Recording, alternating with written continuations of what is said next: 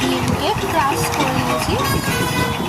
তোমরা চাইলে গ্রেটারে গ্রেটও করে নিতে পারো, কিন্তু আমার ভালো লাগে না বলে, ওই পেস্টের মতো লাগে বলে ওই জন্য আমি ক্রাশ করেছি। তারপর দিয়েছি 1 চামচ মেয়োনিজ, 1.5 চামচ টমেটো সস, 2 চামচ চিলি সস, 1/2 চামচ নুন দিয়ে এবার এটাকে ভালো করে মিক্স করে নেব।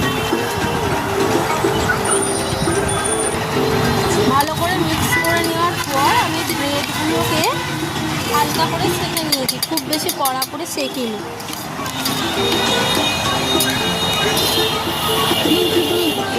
এবারে হালকা সেঁকা ব্রেডগুলোর মধ্যে ওই ডিমের ওই মিক্সচারটা ওগুলোকে দেবো।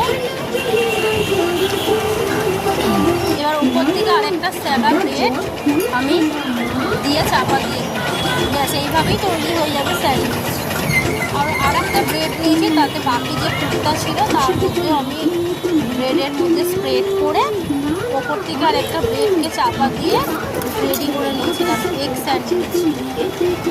কোনো সবজির ঝামেলা নেই, হাতের কাছে একটা ডিম, মেয়োনিজ আর টমেটো কেচাপ, চিলি সস থাকলেই তৈরি হয়ে যাবে একদম সিম্পল এগ স্যান্ডউইচের রেসিপি। ভালো লাগলে অবশ্যই লাইক, কমেন্ট, শেয়ার করুন। ধন্যবাদ।